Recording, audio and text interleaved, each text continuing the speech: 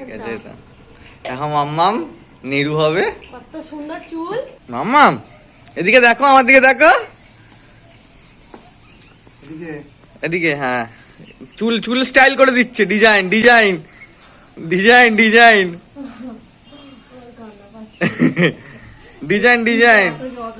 একটা কিছু দাও না, বালতি ডাস্টবিনটা দাও না, ওখানে চুলটা না দিয়ে দিবে। দেখি মামা মুখটা দেখি। হ্যাঁ ডিজাইন ডিজাইন ডিজাইন।